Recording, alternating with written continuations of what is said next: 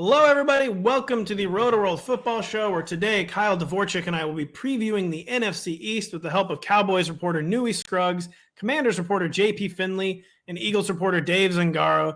Newy's going to join us right here off the jump. JP will be with us about 30 minutes or so, and Dave joins us 45 minutes in. And it's our pleasure to welcome in NBC5 in the Dallas-Fort Worth area, Newy Scruggs. He's joining us from the Santa Barbara airport as the Cowboys are departing Southern California to continue the preseason tour. So forgive any technical difficulties. Newy, how are you doing? You got to love life on the road. It's raining in Southern California, okay? It's raining, and so a little bit different. But the Cowboys, on Thursday, their final padded practice. They're going to take Friday off to fly back to Dallas-Fort Worth, and their first game, preseason game, is going to be at AT&T Stadium against Jackson. Well, you're saying a little bit different with the Cowboys in their schedule. A little bit different with the team this year. Kellen Moore is gone. He was a fantasy football darling. We loved the way he called plays. We loved his kind of commitment. It's like what we would call like EPA-based thinking. We liked how he liked to pass a lot. He's gone. Mike McCarthy is back to being his own boss. In broad strokes, what would you say the differences are going to be in the Cowboys offense with no more Kellen Moore and Mike McCarthy taking back the reins? Look, they've got Brandon Cooks now, so they're still going to throw. Okay, so you're going to talk about three wideouts and Brandon Cooks with the speed. You got CeeDee Lamb, the Pro Bowler, who can play in all three spots, and now you got a healthy Michael Gallup. So these guys are going to get out there, and most of what we've seen in practice is a bunch of throwing. They've got Tony Pollard, who is healthy after last year. So the job status really going to be who's behind Tony Pollard, who's going to be maybe that 3rd and 3 running back if they decide they want to go with a bigger back in Malik Davis, Rico Dowdle, or even Ronald Jones instead of using Tony Pollard. But they go throw the ball here, man. Yeah, because Kyle has pointed out the very infamous quote in fantasy circles where Mike McCarthy said, "I've been where Kellen has been. He wants to light up the scoreboard, but I want to run the damn ball so I can rest my defense." That had everyone on edge, but you think that maybe we were overreacting to that, and it's still the Cowboys, it's still Dak Prescott, CeeDee Lamb. You think we're still going to get our aerial pyrotechnics, it sounds like. This is why you have me on. I spent 20 minutes one-on-one with Mike McCarthy 3 days ago. Mike said that quote and what he was talking about was after 2020. It got misreported as he just said it for after this season. That is not the case at all. So after 2020, their first year working together, he's like, this is what I want to do. He had no issues with them running the ball last year. He said, look at the last 2 years. Look how much we ran the football. He's like, that quote was just wrong. It was the wrong year. So there you go. That's really good. I actually did not know that. Yeah, and I think the thing that sort of gets lost in the Mike McCarthy shuffle is that they were, when he was with the Packers, the past heaviest team on first and second downs for his entire tenure of all 32 teams. Like, definitely, like, people can change, but like there was also the talks of him being like somewhat more analytics focused as he joined the Cowboys. So it would be like, it does sort of line up that that's a misrepresentation of who McCarthy is to a degree. So, Newy, you mentioned McCarthy got the job. He did whatever he said, whatever he could to keep it. I always believe that Mike McCarthy wanted to call plays, but the Joneses love Kellen Moore. So Mike comes out and says, "Oh yeah, I love Kellen Moore. I'd have hired Kellen Moore wherever I went to." Of course you would have, because you wanted the job. And Mike McCarthy, he might have had some old quotes recirculating, but I know for a fact he called that playoff loss they had with the 49ers a shootout, where I think it was like 19-7 or whatever. He was definitely, I think, in a mood to kind of throw it in reverse after the season, but not surprised to hear that he's walking that back, and he understands he has to throw. And like Kyle said, he's always wanted to throw. But they're still going to run the ball, of course, and Tony Pollard is now the unquestioned lead back. Ezekiel Elliott is still a free agent. Fantasy managers have a lot invested in Tony Pollard, a first-round pick this year. Do you think the Cowboys are ready to make him like a 220-carry player, or would they like to keep his workloads in the same range they were when Zeke was in the backfield? He did get to almost 200 carries last year. What do you think the Cowboys' plans are with Tony Pollard's workload? Coming off an injury, I think they are going to be very judicious in how they use him.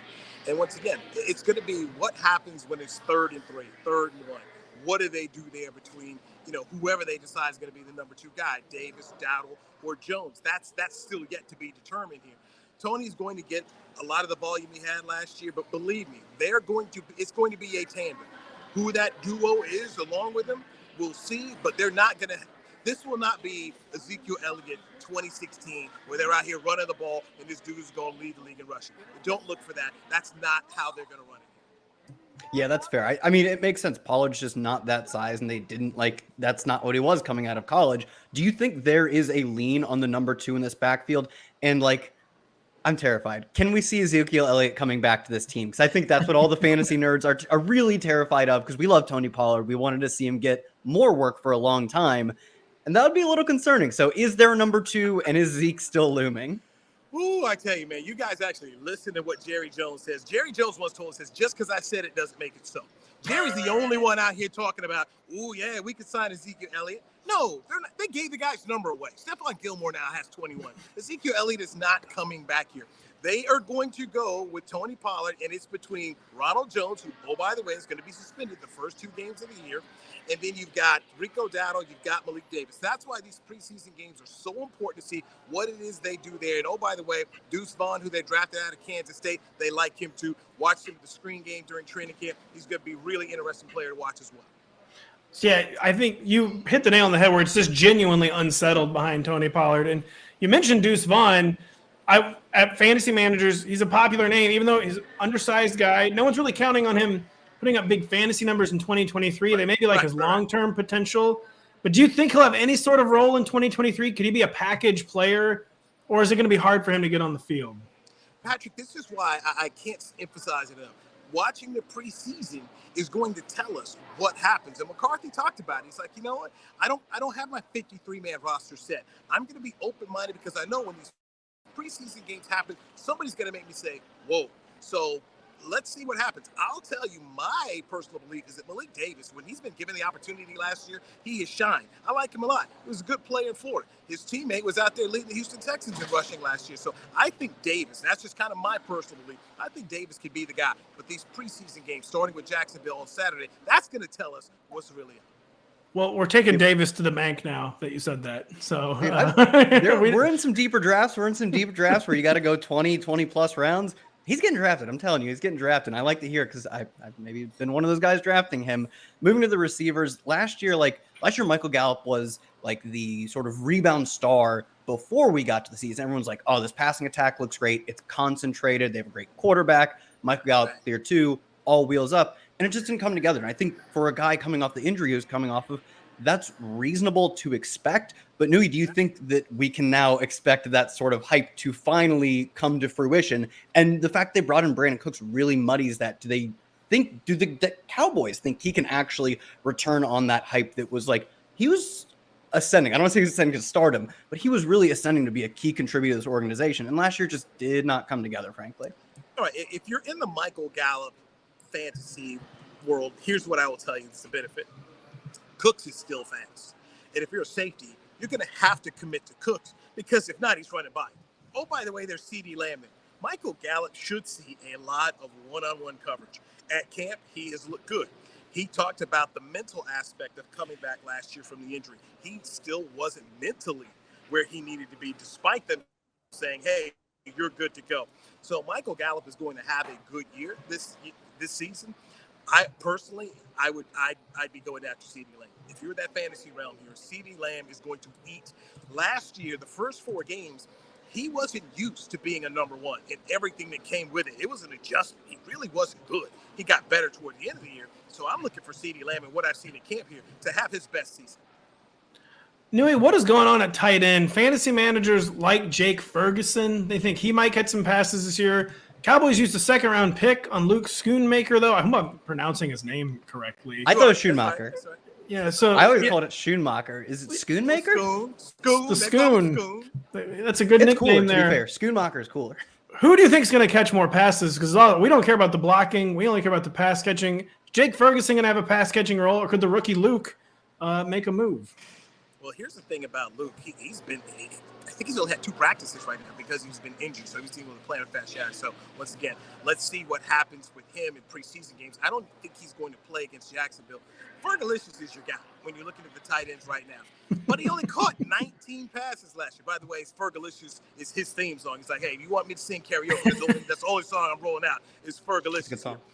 So that's the guy. But like I said, you're talking about 19 catches. Dalton Schultz, even last year, he was injured. Dalton was okay. And when Dalton had that good season 2 years ago, I think it was more dump-offs here. This is not going to be some, Travis Kelce, let me go get this tight end type of guy, because the 3 receivers ahead of him are really good, really good. So we've mentioned basically everyone who's getting drafted in fantasy leagues, but is there anyone flying under the radar, having a big camp? I mean, we talked a lot about Jalen Tolbert last year in fantasy circles. That didn't work out at all. He's a former third round pick. Anyone like Jalen Tolbert making noise this summer? Maybe any undrafted free agents? Who are we not talking about from the Cowboys that maybe deserves to get talked about? Here's what I'm telling people, okay? I call it all Oxnard. The guys who look good at camp at Oxnard, and then we get to the preseason game, and then they can't get anything done. Danny Amendola comes to mind as a guy who was like that before. So it was a kid from South Carolina, and I'm drawing a blank on his name right now, number 83. They love him. But let's see what happens in these preseason games. I can't emphasize that enough around here. It has got to be, what do you do in preseason action? The offensive line is going to be compromised a little bit. It's basically going to be Cooper Rush, as the quarterback here, and Will Greer from West Virginia. Those are going to be the guys. So you got to really see exactly what happens here. But right now, I'm telling you, their top 3 guys, it's going to be hard to be a number 4 around there. Barring injury, I really wouldn't even mess around with it. I just wouldn't. Yeah, I mean, it's not worth it. We're not planning on messing around with it. In 83, who I had never heard of, 7th rounder Jalen Brooks out of South Carolina. Yes, Jalen Brooks. Yes, Jalen Brooks, who's looked good, okay? Jalen Brooks has caught everything. But once again, I caution people. It's all Oxnard, man. We've seen it too many times where a guy gets said, well, what happened to him? It was Oxnard. Looked good there. Barry Switzer used to call him, can you do it when the band is playing? Hey, you look good at practice, but the band is in the stands. Can you do it? And at AT&T Stadium, I've seen too many people who just couldn't get it done. Man, but he looked so good. Dennis Houston last year. Oh, Dennis Houston. Man, guy went out there and didn't do nothing. They do nothing all year long. So if it's not the top 3 Cowboy wide receivers, go look someplace else. Final question. Dak Prescott took so much grief for the interceptions last year. A lot of it kind of stuff beyond his control. Just the Dak narratives are always so twisted and tortured. How has he looked this camp? How do you think he's bouncing back, so to speak, from 2022, where a lot of that just didn't seem like it was actually his fault? Sure. Last year, when the Cowboys took the field, most of the time, they had the worst receiving core out there. It was we used to joke called CeeDee and the Maybes. It's like CeeDee Lamb, and maybe somebody else will show up here. Because it was that bad. And then CeeDee's first 4 games, he wasn't where he needed to be. So the receiving core has been massively upgraded. I can't tell you how much Brandon Cooks has meant, not just in running the routes and looking at speed, but coaching up other guys. I mean, he really has done a very good job there. Between Gilmore and Cooks, they brought in 2 veteran guys who played in the Super Bowl, who have an understanding of what it takes to play at a high level. So Brandon Cooks is going to make Dak Prescott a better quarterback, CeeDee Lamb improving, understanding what it takes to be that guy. And then you got Michael Gallup, who's fully healthy. So he'll be better because the receivers are better. It's kind of like what I saw last year with Jalen Hurts when I took him. It's like you go get Brown, and then you add him with Waddle. Now you're cooking with some gas here. That's going to help the quarterback. That's the same thing for Dak. So if you're in a fantasy league right now, I would tell you, go get Dak Prescott. I even saw some runs that McCarthy put in the offense here. So him using his legs more. Dak Prescott's going to be a good player. Very, very good to hear. Very good intel on the running, which maybe that's probably something they've been hesitant to do after the catastrophic leg injuries. He's now as healthy as he's probably been in several years. Very good to hear. Newy, I'm sorry it's raining in Southern California. I'm sorry it's probably going to make 103 degrees in Dallas when you get home. 106. 106. No way surprising. But thank you so much for taking the time, joining us from the airport, and giving us some really, really good stuff on the Cowboys.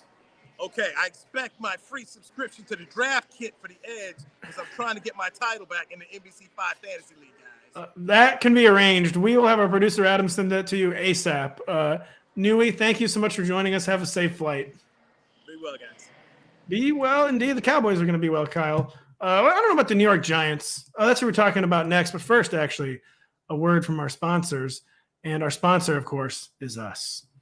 With the NFL season quickly approaching, now is the perfect time to get your Rotoworld Fantasy Football Draft Guide, the one Newy Scruggs is pursuing a promo code for. Get ready for your draft and stay one step ahead of your league during the preseason with updated player rankings, profiles, projections, mock drafts, and more. Go to NBCsports.com/draft guide and use promo code DRAFT 2023 to save 20% off at checkout. That is NBCsports.com/draft guide, promo code DRAFT 2023 to save 20% at checkout. Kyle, you're keeping our rankings updated in the draft guide. We're getting some new mock drafts up.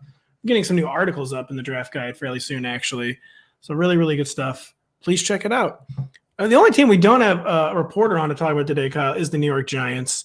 And they're a fascinating team, but they're just like a really, really weird team. Like they've got Saquon Barkley. And then what are like the sure things beyond Saquon Barkley? Daniel Jones had a career year last year. Still wasn't even a QB1. Darren Waller's missed 14 games the past 2 years. We'll just start in the receiver core where things are the weirdest. Right? I believe they have 13 receivers on the 90-man roster. And it's just, do we care about not an exaggeration, right? It's actually not. No, I counted them up Correct. on Monday. Yes. And do we care about any of these Cowboys wide receivers in redraft? I think in your standard redraft league, no. Like, I actually don't think it's really that important to get one of these guys. Because I also think it's not a guarantee that like one of them emerges as this you had to have him type of player. None of them are going in the top 70 receivers and underdog drafts right now to tell you about both the uncertainty, but also the lack of like a clear ceiling outcome. Whereas like, I also have no clue who's going to play for the Chiefs, right? Or who's going to be successful, but I think there's going to be a big winner there at the end of the day. I don't feel that confident that like, oh, Jalen Hyatt, he ran all the routes. He's a smash. I don't know. He could just not be that good. He's probably a player where if he does run the routes, I do want him. And he's the one that I've singled out as like, if I've got an end of the roster spot, even in my regular redraft leagues, I want to shoot for the moon. And I also want to shoot for a player who I think fits with what they're trying to do, which is not have the lowest ADOT in the league again. Like that it's very clear that they saw what they did last year and were like, yeah, I still think that stylistically fits with Daniel Jones. You've mentioned this before. Daniel Jones is a really accurate deep thrower. He's not actually doing it a lot though. And I think that follows, right? I think he's a pick your spots player. He can hit the shots he needs to make. He's not going to go out of the way to do it. I think Hyatt is the guy that helps unlock as much of that efficiency as possible. So if I have to take a shot, it's Hyatt, but it's not like I'm leaving a draft with one of these guys at all times. There could just be not a big winner. Yeah, with Wan'Dale Robinson seemingly almost certain to start the year on the PUP list, miss at least 4 games. I mean, Sterling Shepard, Darius Slayton, Colin Johnson, Isaiah Hodgins, Jamison Crowder, maybe Paris Campbell, all those names. The only one that I think any real discernible 2023 redraft upside is Jalen Hyatt, but that even it's just really hard to justify using a pick on like a 12-team league. Like because he can maybe even make some noise by the end of the year, but he seems like more like someone you star and put on your watch list. He's a roster clogger almost certainly, because I don't think he's going out there in week 1 running 80% of the routes. There are too many slot guys who have experience in the NFL. It's, you're holding him for 4 or 5 weeks, and then you start him because he got 4 targets, and then he gets 1. And then, okay, I'm cutting this guy. I need a backup tight end. But in deeper leagues, he's easily a target for me among this group. Yeah, that's an interesting point with Hyatt, where Hyatt actually probably isn't a bad flyer right now, just in case he blows the doors off training camp, is ready for like a bigger early season role, but he's a final round flyer, and then a guy you have to be ready to just cut loose. Yep. Probably after week 1, because he's going to be probably the final guy in your roster. If he doesn't play a bunch of snaps in week 1, like you're like, oh, I'm holding this guy for 6 to 7 weeks without considering starting him. So absolutely, you have to be comfortable cutting him. We mentioned Darren Waller. I mentioned that he's missed 14 games over the past 2 years. So he's getting older. He's on the wrong side of 30. He probably is the number 1 pass catcher. Not probably. He is the number 1 pass catcher on his team. Assuming he stays reasonably healthy, what is his ceiling at tight end? Because he used to be like every year he had a 2 or 3 season span where he was a no questions asked top 3 tight end. What do we think his ceiling and floor is at tight end now that he is freed from the team known as the Las Vegas Raiders?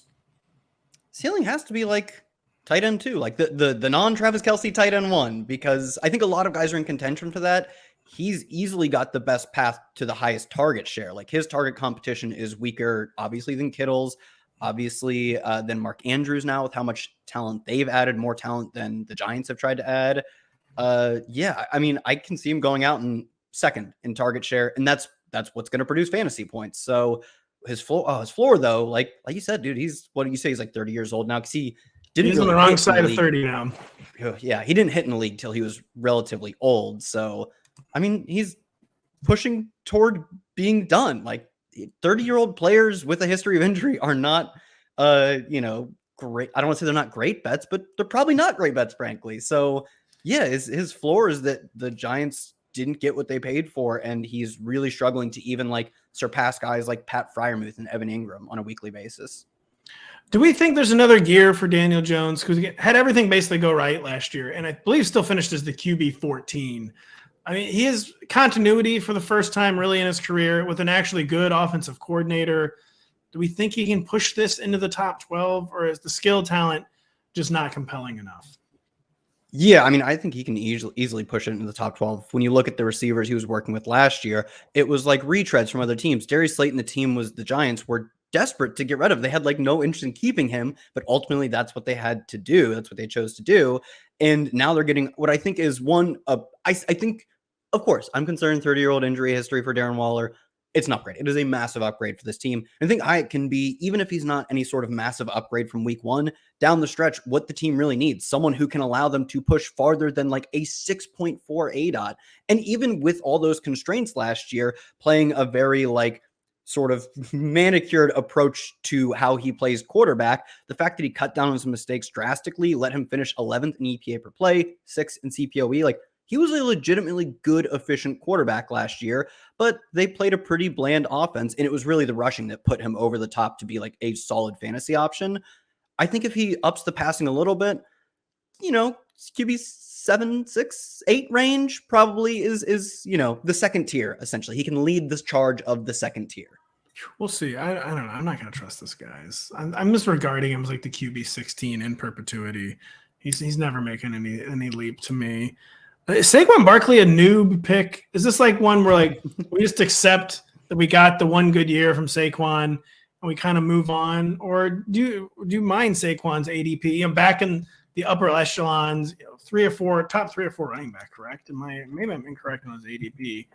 Yeah, I think it's more like 4, 5, or 6. Yeah. I guess it is more in the 4, 5, or 6 range. But do you have an issue with that? Because again, last year he stayed healthy. The big plays, I feel like, weren't quite as prevalent as they were in the past.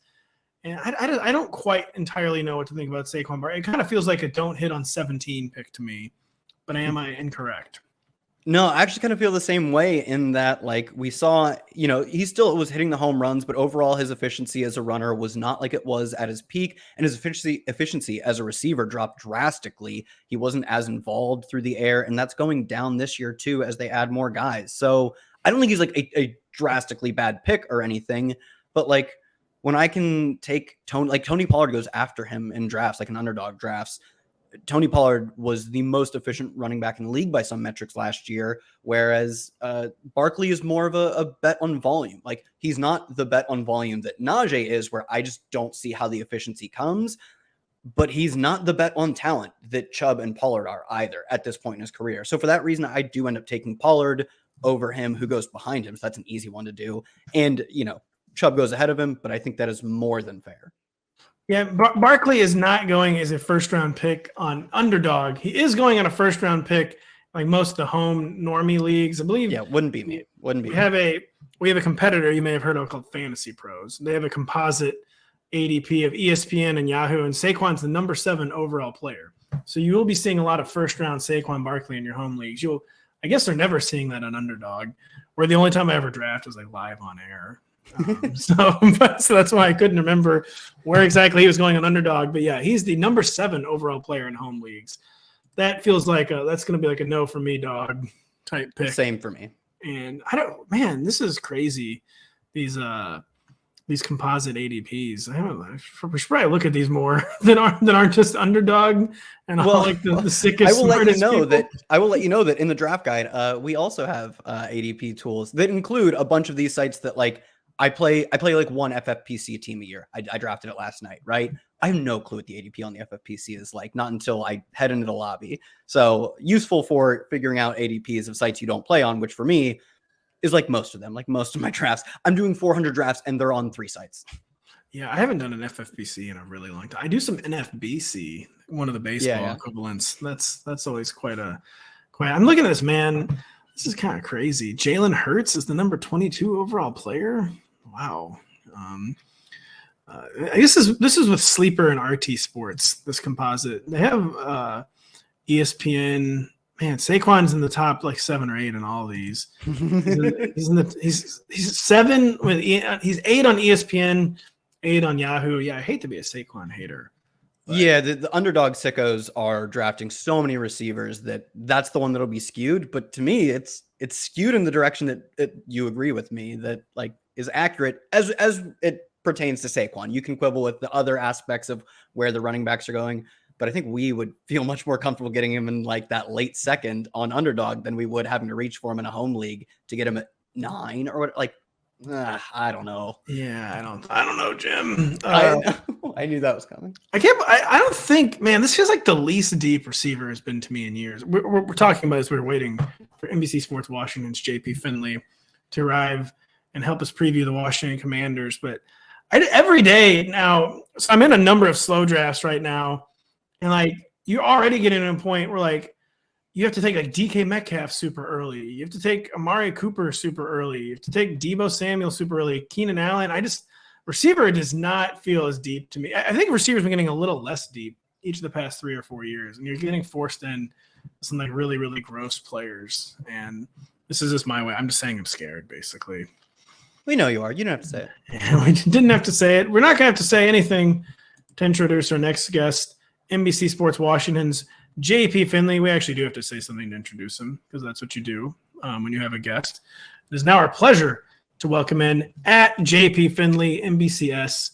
I keep making the same joke. I mean, I don't know. What do we call the service now? Do we still call it Twitter? I mean, we're not seriously going to call it X. What's your feelings, JP? Dude, I mean, I have not started calling it X yet. I imagine at some point maybe I will. But, dude, I don't even like the NBCS. I probably need to change. My whole X games are way off. Yeah, we are not optimized for X. The Commanders, well, let's get right to the point, Joey. Are the Commanders optimized for Eric Bieniemy? That's where we'll start. Where Ron Rivera, made ruffled some feathers over this week when he said Eric Bieniemy was basically too tough for some of the players. He began to walk some of that back. Has Eric Bieniemy, the new offensive coordinator, ruffled as many feathers as head coach Ron Rivera made it sound like earlier this week? A storyline that often followed Eric Bieniemy in Kansas City as well, that he's a tougher, old school coach. What would you say is the real dynamic there between Eric Bieniemy and his new players?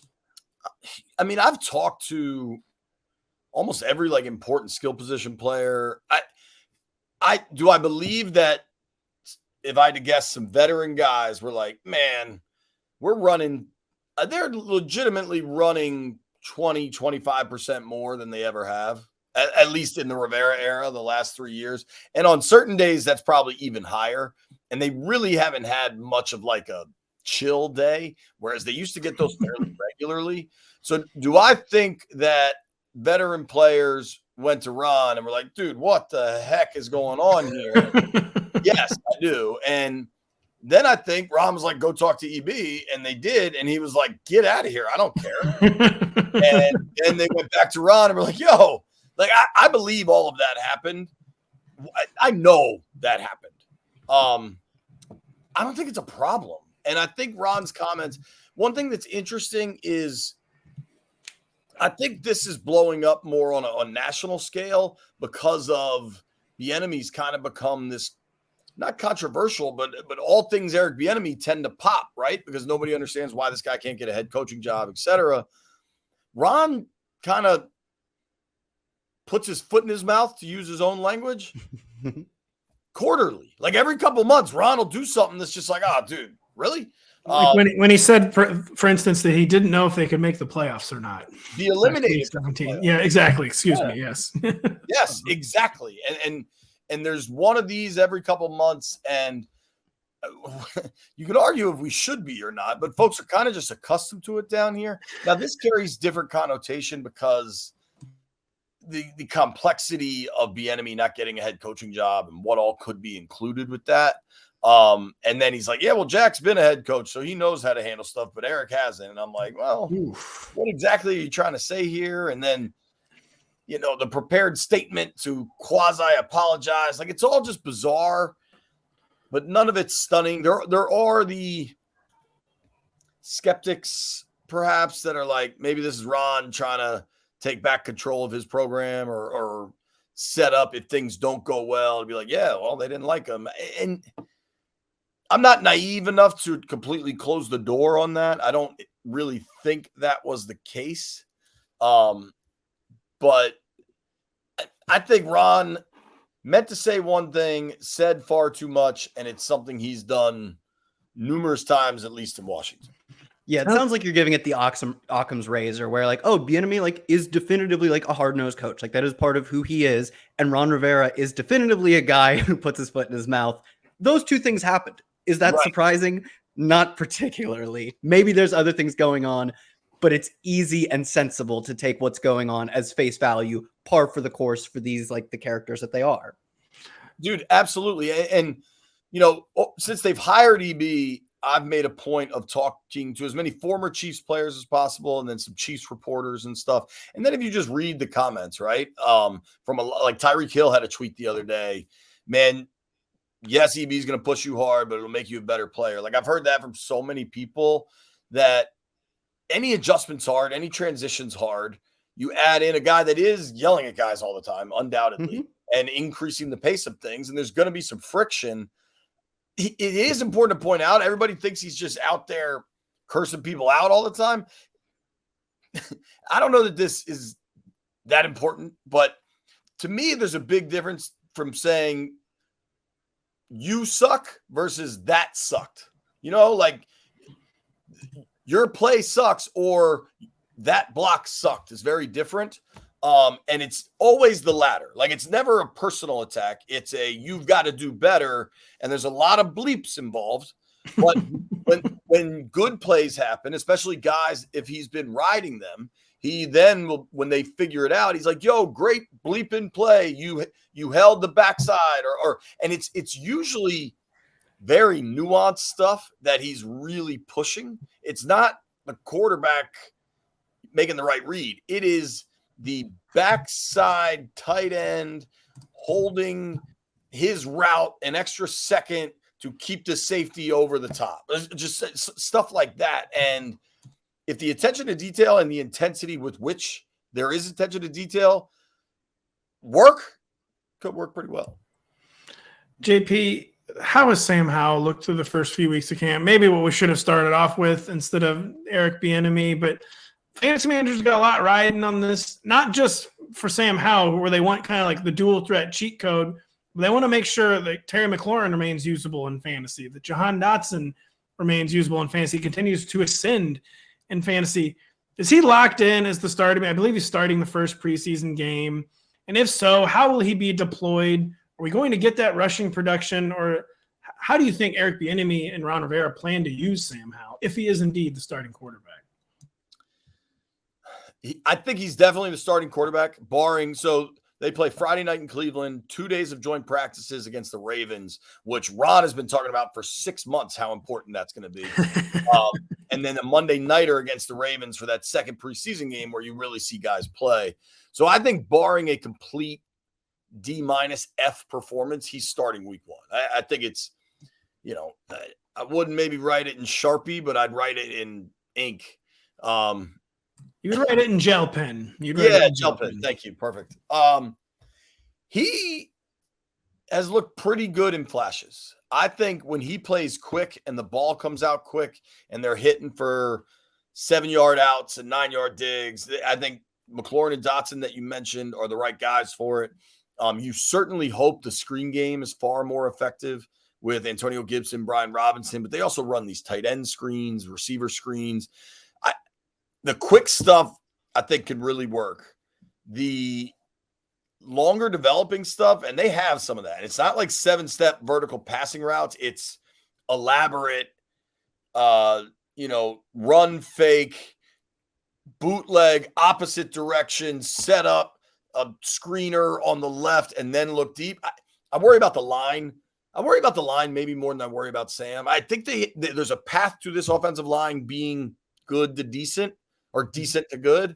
But it requires injury, just staying injury free, which most NFL teams have to say, but they have a bunch of guys that have injury history. Their left guard spot is absolutely up in the air. The right guard spot, Sam Cosmi, I like a lot, but He's been hurt. Left tackle's Charles Leno, who had a really tough end of the season, but I know he was playing through a lot of injury.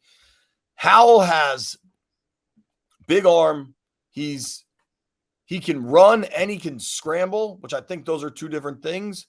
But I do worry about his ability to stay in the pocket and just stay kind of calm. Excuse me, fellas. We're passing around a cough in my house with my little kids. But so who's behind him is Brissett. We all know what Jacoby Brissett is. He's got 48 career starts in the NFL. He averages about 160, 170 yards passing. So what would get Howell benched to me are turnovers, too many of them. But if he's turning the ball over, it's because he's trying to make plays. From a straight-up fantasy perspective, not scared of Terry because he's produced with some of the worst quarterback play the NFL's ever seen. I kind of love Jahan. I think Jahan is a real natural fit for EB's offense. I think he could have a big year. I like both backs, especially if they're kind of late-round picks. You know, I was really high on Logan Thomas, but he's missed about a week of practice now, dealing with a calf issue. He had a calf issue last year. The tight end spot is going to be really interesting for them because there was a kid they loved, Armani Rogers, who was an undrafted guy. He blew out his Achilles in May. And I think if they knew he was hurt, they would have drafted somebody, but they didn't. So that the depth there for a guy like Bieniemy that runs a ton of 12 and 13 personnel is going to be interesting. I like Howell. Really high ceiling, but I think the floor is fairly low too. It's possible it all goes sideways. Yeah, you mentioned the running backs. I agree. Like Terry McLaurin he's just quarterback proof. Like you'll never convince me that like no matter what situation he's put in, he won't succeed. And Jahan Dotson showed a ton as a rookie. Like I think fantasy is pretty excited about him. One that I think is maybe more dependent on the situation, the usage is the backfield. We've already had Antonio Gibson say that in Bieniemy's offense, he thinks he plays the J.D. McKissick role that we've seen J.D. McKissick have in years past. And then last year we saw like the comp to that on the Chiefs was Jerick McKinnon. McKinnon was sick last year. Like he was a really both fun but great fantasy option down the stretch. Like, do you think there's a realistic path for Gibson to be like a mainstay of the team as far as just pass catching, even if he isn't used a ton between the tackles? Like, can that be, I don't want to say a featured part of their offense, but more featured than Gibson has been up until like the end of last year? I think the dream scenario is Robinson's that Pacheco role, like that we saw, say, maybe the last 8 games of the Chiefs offense, right? You put Robinson as that Pacheco kind of hammer and Gibson in that Jet McKinnon role. Now, I do think McKinnon has proven a better pass protection ability than Gibson has at this stage, which that always impacts who's going to be out there on passing downs. I also think the Chiefs, Mahomes, Kelsey, whatever, you're always going to find more openings. And I think McKinnon was really good at taking advantage of that. I don't know that things will be that open for Washington. But yeah, from a straight roll, like a roll projection, I agree with that for sure. What about Brian Robinson? Is he a guy who's finishing the year stronger last year? Sorry, I'm having some internet problems, by the way. Oh, good. I can hear you, no problem. Good. I mean, Brian Robinson, he finished the year a lot stronger last year. The word out of camp has been pretty positive on him. Is this going to be a 2-back backfield, basically? Are we going to have 2 fantasy relevant running backs for the Commanders this season? Yeah, and I think to add to that, like part of this is Chris Rodriguez was drafted by the team, was like an interesting final season in college, and then got like, I want to say some good, I mean, they drafted him, of course, they're going to talk him up, but I think probably to add to this, as Pat is kind of alluding to, is like, is he a player that if we're excited for Brian Robinson in year 2, we have to worry about? That's a good question. I think it's definitely, I don't know about started. I would kind of guess started unless their offense is just awful and they get some injuries or Sam can't play. But assuming like median functionality for their offense, which is basically better than they've been, honestly. I mean, their offense is ranked probably bottom 10 in most metrics. Let's say they land around 22nd in total yards or whatever. If that's the case, I think you're starting both I think Robinson and Gibson are at least rostered in most, regular leagues. I know you guys do everything with DFS and all sorts of stuff, but just like a regular, your 12 buddies from high school fantasy league, I think both those guys are drafted, rostered, and probably started, especially once like bye weeks start hitting and everything. Robinson looked great last offseason. Really, really good. He was the talk of camp. Then he gets shot. With the whole story is just unbelievable. And he comes back and plays 5 weeks later. He didn't look the same, especially once he got a little wear and tear on his body. I think he really slowed down, and rookie wall, getting shot in the leg, a lot of factors there. He's looked really good this offseason, and I don't know how dynamic of a player he is, but if he's getting 15 carries and 71 yards and a chance at a touchdown, I think everybody's taking that. Gibson, I think, will still have a role. Gibson's good, man. It's crazy the conversation that surrounds Antonio Gibson versus his production through 3 years in the NFL. I would expect both those guys to have a role. Rodriguez is interesting. He's got legs. You guys ever meet NHL player, like hockey players in person, the size of their thighs, the size of their quad? Rodriguez has legs like that. There's another guy on their roster that has played for them before for Ron, certainly never for Bieniemy. He's a guy, Jonathan Williams, who I think is a pretty useful third, fourth back. He runs super hard. They picked up Derek Gore, who played for Bieniemy, had one relatively statistical significant season. So, if I'm drafting and it's not some crazy dynasty keeper 25-man league, Robinson and Gibson are definitely both on my radar. Rodriguez probably not so much, but if it's a deep league or definitely with keepers, Gibson's a free agent after this year. But the only thing I would say for like a keeper dynasty league looking at Washington, it sure feels like this whole thing's getting blown up next year. It does. You said it, not us, but we agree. Yeah, they might win 10 games and that all changes. But I outside of McLaurin and Dotson for a long-term perspective in Washington, unless you can draft Deron Payne and John Allen, I'd probably go a different direction. We're almost ready to welcome in Dave Zangaro from NBC Sports Philadelphia to talk to Eagles. But I hear your friends. I love that. Before we let you go, JP, Jahan Dotson was mentioned earlier. He was kind of a forgotten man in fantasy last year. He was like one of the overlooked first-round picks. Basically, it's overlooked as a real-life first-round receiver can go. He flashed, but he had some injury issues, had inconsistency issues, as everyone did in this offense. Any signs of like a second-year breakout with him? With the caveat that it might be hard to break out with someone like Sam Howell at quarterback. Just how is Jahan Dotson looking this summer? And is he someone that fantasy managers can keep in their mind, keep in the mix in redraft leagues? So I don't know if any of – I'm in 2 fantasy leagues, my buddies from college, my buddies from high school. If any of them are listening, I would ask them to turn it off because I'm going to go after Dotson in my leagues. I think he is positioned to have a big year. And now he missed 5 games last year, dealt with a hammy issue. He's a smaller guy, and that's kind of one of the questions is can he deal with NFL press coverage? He's really rangy for a smaller dude, has really long arms, great hands. He's a red zone threat, runs clean routes.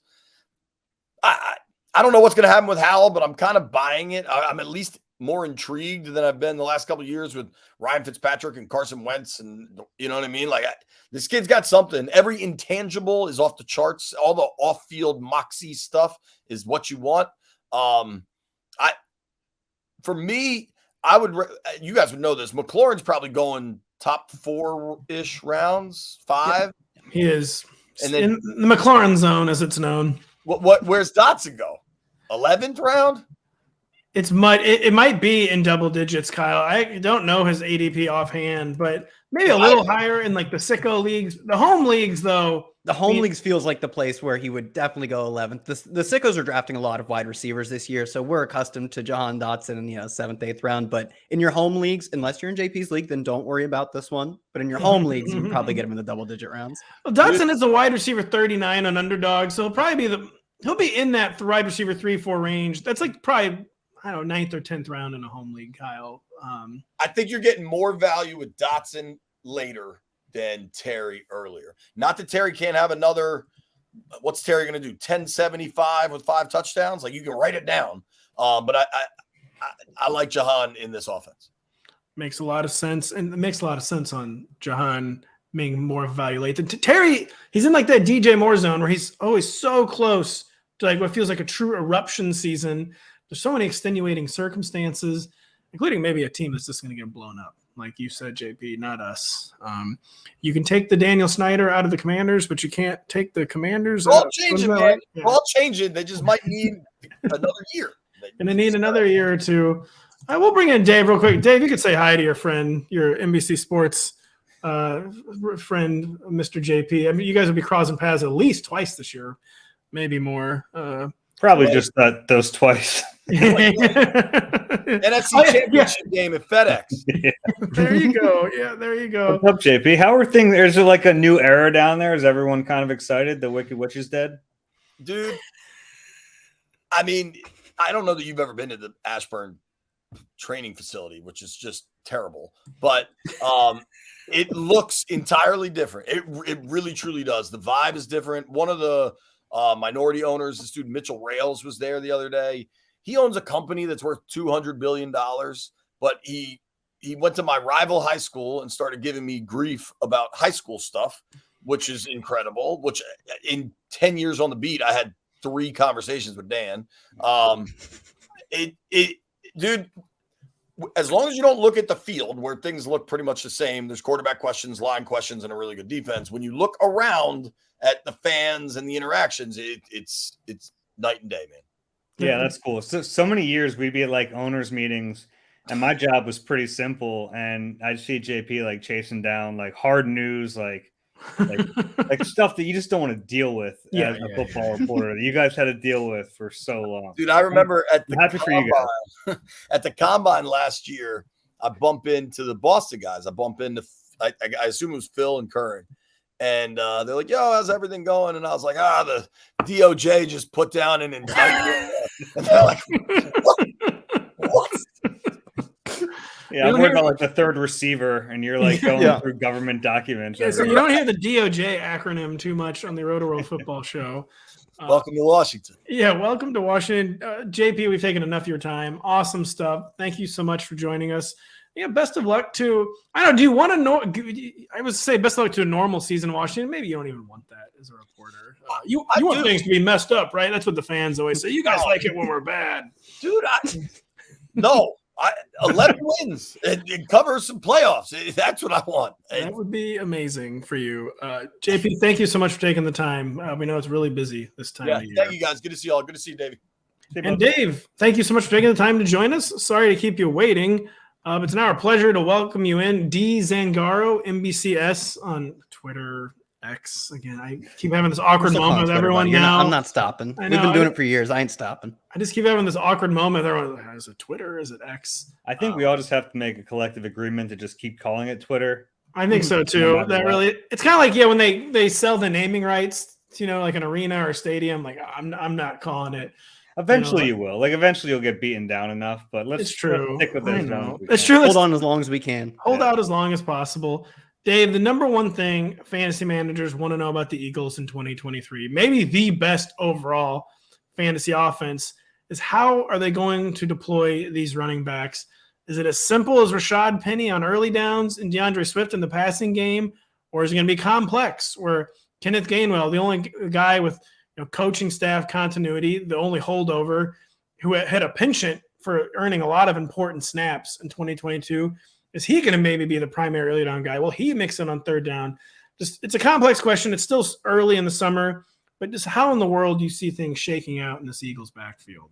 Yeah, it's really funny. It was the first question of the first press conference this summer. I snuck in there and asked Nick Sirianni how they're going to rotate these guys in the summer, and they've legitimately had 5 different running backs work with the first team offense. It's impossible to tell right now. I think some of those clues are right. Like DeAndre Swift is such a target out of the backfield that they're going to use that. it's worth noting the Eagles threw to their backs less than any team in the league last year. I was going to have a follow-up. Will they throw more to their backs? Yeah, I think they will, just by who they have. I mean, Miles Sanders, his rookie year, had kind of a flukish 50-catch season, which is weird to say, but he did. I mean, that wasn't his strength. Whereas like DeAndre Swift, he's better catching the ball out of the backfield than he is as a pure running back. So they're going to get him involved there. Kenny Gainwell has that attribute in his game a little bit. Even before the playoffs, where he vultured pretty much more than half of the snaps from Miles Sanders, he was getting 2-minute drill stuff. He was getting some big situations. They trust him a lot. They trust him in pass pro too, which is a really important element to all this. You're not getting on the field if you can't pass protect a little bit. So I think it comes down to those two. And Penny is like, I don't think anyone knows what to expect. He looks good out at training camp, but like that's not his issue. His issue is, can he stay on the field? And I think it's foolish to just think he's going to come to Philly and all of a sudden be a healthy back, but that's in the back of everyone's mind. Like if this guy stays healthy, the success and his production speaks for itself. And you put him behind this offensive line, and you think, okay, I mean, he has like Pro Bowl potential, but I just don't think you can rely on him. So the big question is like, who gets more touches by the end of the season? I'm a Swift guy. I think it's going to be Swift, but there's a Gainwell faction out there, and then there are even some Penny people too. Or these warring clans. I know. Honestly, you can ask people around this team, like, who do you think? And you're going to get different answers. There's no consensus right now. I lean towards Swift because they traded for him. I think his ability catching the football, he had a great game against them in week 1 last year. Always a huge factor with these guys. Yeah, you ask anyone in the organization, it doesn't take long for them to get to that game and mention how good he was, which is a little it's kind of silly, but you understand why it sticks in your mind. Yeah, you saw it. I mean, he was electric in that game. He looks good at training camp, so I'd have him in the lead, but I think it will be some sort of a rotation still. So you say the Rashad Penny has at least been looking the parts. He was coming off another major injury. He looks healthy. He's doing what Rashad Penny is advertised as doing. Yeah, it took a little while because like the early practices, it's tough for him because he's kind of an explosive back. Like running backs are a little tough before they're like, this camp is not that tough. They're not really hitting. They're in pads, but it's not real football. He's starting to look better and better, especially on like stretch plays where he gets to open up a little bit. That's where his strengths are. He's lighter this training camp. He's down to like 325, which he said he was up a lot higher than that before. So I think just losing the weight, he looks a little spry. He's hoping that'll help keep him healthy. We don't know if that'll work, but anything's worth a shot. You try because the potential's there with him.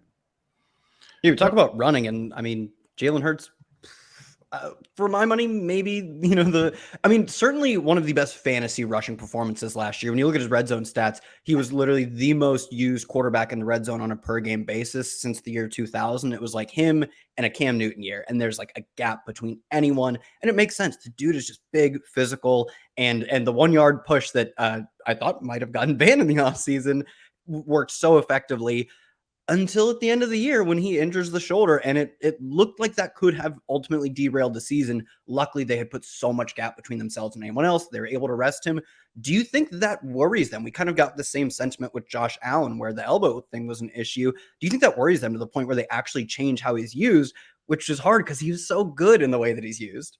Yeah, I don't expect a big change. And it's going to be a talking point as long as he's here because and look, Philly's seen rushing quarterbacks before, and we've been down this road with Michael Vick and McNabb at a certain point in his career, Randall Cunningham. It goes back. There's a history here of running quarterbacks.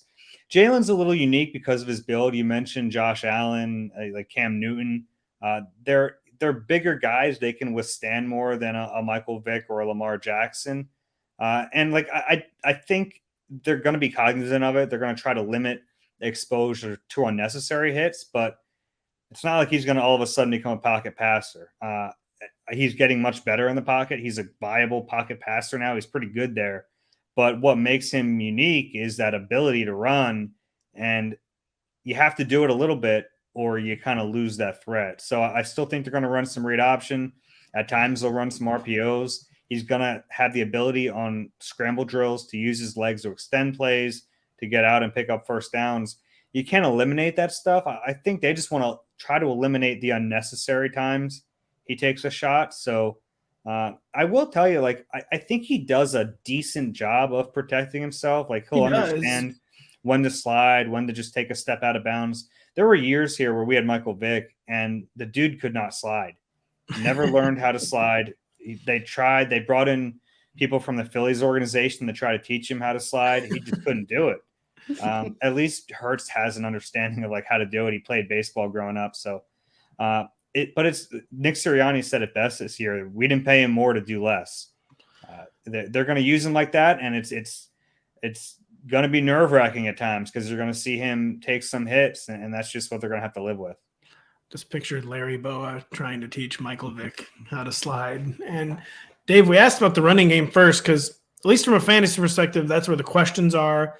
And that the receiver core and like the target distribution, that seems like one of the most straightforward things in fantasy. It has a way of not working out that way. Like on paper, it's A.J. Brown, it's Devontae Smith, it's Dallas Goedert, just dominating the target share. Is it as simple as that? Will there be maybe more of a convergence between A.J. Brown and Devontae Smith? They really had similar target totals last year. A.J. Brown, the more explosive player, one of the most dominant yak guys in the entire league, had about 300 more yards. But is there any reason at all to expect the touch distribution to get shaken up between those big three at pass catcher? No, it's funny. I mean, the Eagles are they're so secretive about so much of what they do under Nick Sirianni, and they will tell anyone who listens their passing offense runs through those three guys. They're going to get them all targets. And all three of them 8 last year. I mean, there wasn't like there were some moments like the first game of the season. I don't think Devontae had a catch, and there are going to be like little blips like that where that happens. But I'll tell you what, in week 2, they made sure to get him the ball pretty quick. I pulled it up. He had 0 catches and 4 targets. Kyle, I'm sure we did not overreact to that at all. No, we wouldn't have. I don't think so. No. Yeah, and look, when they're winning, like the guys care a little bit less, but they still want the football. We saw, I mean, A.J. Brown in some wins last year was like, "Hey, I'm open, guys." He actually, I don't know if anyone knows this. He has a sign above his locker says "Always open," like one of those like convenience store flip signs. So fact check, true. Yeah, he wants the football, and he'll make if he's not getting it, he'll make sure someone knows about it. But really, all three of those guys are going to play a role in the pass game. Curious to see. I mentioned the running backs earlier. If they start getting a little bit more of those targets, but I don't think it's going to be like a drastic change. It's still going to run through those big three, and then as far as like the third wide receiver, it's still Quez Watkins. I know they brought in Olamide Zaccheaus from Atlanta. He's starting to look a little better in training camp, but it's very clear that Quez is above him on the depth chart. Interesting to hear starting to look a little better for Zaccheaus, implying that this is important. I'll really give this caveat though. They had some second team offense issues at a center who wasn't snapping the ball very well. So it was Mariota was struggling early. The whole second team offense was out of whack. They made that switch, and then the last 2 or 3 practices, that entire second unit's look much better.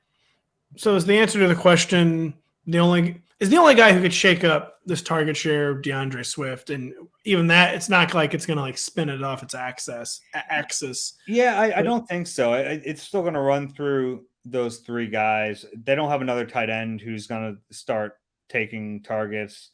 Quez on occasion will catch a deep ball, and you'll think, oh, maybe he's an option. No, I mean, he's not going to be consistently an option. It's those 3. So then the only other big change really, Shane Steichen gone to the Indianapolis Colts. Who was calling plays last year between Nick Sirianni and Shane Steichen? And what, if anything, might change without Shane Steichen in 2023? Yeah, it was Shane last year. And when Nick started in 2021, he was calling plays till about halfway through the season, and it wasn't working. He felt like he had too much on his plate, and he couldn't be an effective play caller and manage the game. So he turned it over to Steichen, and immediately, like, the offense changed. They became a run-heavy team because that's what they did best that year, and then they were much better offense. And then Nick didn't want to go back. He thought Steichen had this ability to call plays. They stuck with it. for the entire season last year, and Shane was tremendous. I mean, I just had a feel for what as good as it gets, really. Yeah, I mean, for my money, the Eagles were the best team at playing to their opponent's weaknesses, like picking on their opponents who couldn't pass rush and would just give Hurts time in the pocket. The Steelers game, because I don't even think TJ Watt was healthy for that game. They were just clean pockets, bombing them downfield to AJ Brown. When the opponent was like bad against the run, Eagles are a great run team. They were willing to adapt so much, where I think some teams do get stuck in like, this is what we do well. Eagles are the opposite. They were so flexible. It was like really an impressive performance. Yeah, I mean, that's what I've noticed about them under Sirianni, that like whatever's working, like they'll do it. And Steichen had the same philosophy. There were times last year he'd run the same play 3 times in a row. We call that the Madden. Yeah, like why not? If it's working, just keep running it. They really try to not overcrowd their minds. It was really simplified last year. Steichen had a knack for it. And look, so much of the work is done during the week.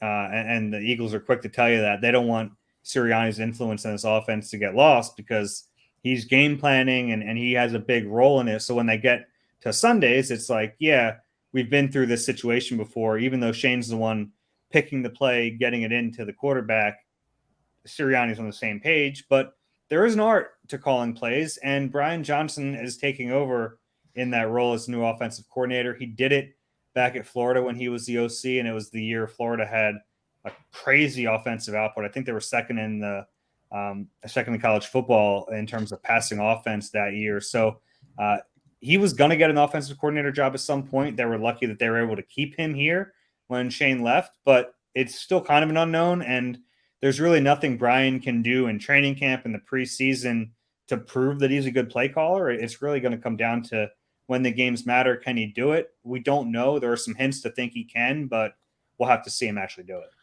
I just looked up the Brian Johnson Wikipedia. It was 2020 when he called plays for Florida. And from my memory, the pandemic year, Florida absolutely wrecked Mizzou that year. And so that definitely, I think we were getting killed at halftime. Like, it was bad. That's not really a new experience for you, though, Pat. That's a pretty regular Saturday.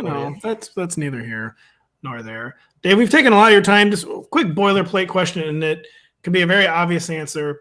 Who has been the most impressive Eagles skill player in training camp? Maybe excluding AJ Brown and Jalen Hurts. If we exclude AJ and Devontae. All right, we'll take Devontae. Are we taking Goddard off the board too? Take Goddard out too. Who's the most surprising, impressive guys? Eagles. You leave me with not many options here. Skill guys. I would actually say DeAndre Swift, cool. Especially early in camp. And it's like you kind of expect him early in camp to look good. He better. In a non-padded practice, he better look good. I mean, he's an explosive player, but I've seen him play plenty of times, and he's a Philly guy too. He played for St. Joe's Prep in the city. So like I've known about him and seen him quite a bit, but seeing him in person and seeing his hands, Sirianni kind of talks about the difference between receiver hands and running back hands. Oh yeah. Swift has receiver hands. I mean, he looks like a wideout when he catches the ball. He's really smooth with it. And it's not just out of the backfield. I mean, we've seen him at times line up wide. We've seen him in the slot. Wheel routes, he's been pretty smooth. And the screen game, which is something where, like, this team should be good at running screens when you have the athletes they have on their offensive line. And if they really – the last time they were good at screens was, like, when Darren Sproles was here. So it's been a long time. I think he has that ability. Curious to see how they fold that into the offense. Dave, really, really interesting stuff. I mean, a really interesting team because they're so good, but then not as interesting as some other teams just because it's so settled, but it's settled because they have so many good players. So thanks for trying to sort out the unsettled backfield for us. Tell people where they can find you, what maybe you got going right now over at NBC Sports Philadelphia. Yeah, sure. On the Twitter at Zangaro NBCS, Eagle Eye Podcast, and everything else is on NBCSportsPhiladelphia.com. And you with Ruben Frank, by the way, right? Yeah. Tell Ruben I follow Ruben more for music than I do football, to be honest. Ruben and I have very, very similar music taste. Ruben, an indie rock aficionado. He is for sure. Yeah. Really interesting guy. Dave, really interesting stuff. Thank you so much for taking time to join us. Sure, guys. Take care. Well, Kyle, we made it through 3 guests. Almost. unspeakable crimes committed by my internet. Those 8 pixels really they were good. Struggling to hold it all They together. were good. We would be remiss before we left if we did not mention the fact that Big Ten Day is here. Break out your Big Ten school colors. Kyle's got Ohio State flags all over his house, and celebrate Tattooed the on my face. inaugural Big Ten national holiday. Dust off your best gear. Share photos of your school pride with the hashtag Big Ten Day on social media. And do not forget, find all your favorite NBC sports shows on Amazon Music. Just head to amazon.com/NBC Sports. Big Ten Day, it seems cool, but I'm not going to celebrate it. I was a Big 8 guy. I was a Big 12 guy, and I'm an SEC guy. We don't celebrate Big Ten Day around here. So you can do it, though, Kyle, because, again, Kyle, he does a very good job of hiding the fact that he's an Ohio State psycho. But he's an Ohio State psycho, are you not? All right. Let's not get carried away, and I only know this from following college football writers on Twitter, but I think we're growing by the day. You could be consumed by our ever-moving mass of land, It's true. I've gone on this rant on the show. All I can say about Ohio State fans is that there is not a single Ohio State fan who does not own a giant truck and then B, an Ohio State flag that they fly out the back of it on every college football Saturday, no matter what town in America they live in. They are very dedicated, hardcore fans. I will give them that. I live in Charlotte, and somehow it's a massive Ohio State. So there's probably 4 Ohio State bars just in your neighborhood alone, not just Charlotte. I run one of them. There you go. Thank you so much to Newy Scruggs. Thank you so much to JP Finlay. Thank you so much to Dave Zangaro, giving us really good stuff on some situations we just had to know more about. Our division preview series is over. You can check it out. It's all still relevant. 8 different shows, every division previewed with myself, Kyle, and Denny Carter. A lot of really, really good guests. So for Kyle Dvorchak, I'm Patrick Daugherty. Thank you so much for listening. We will be back next week.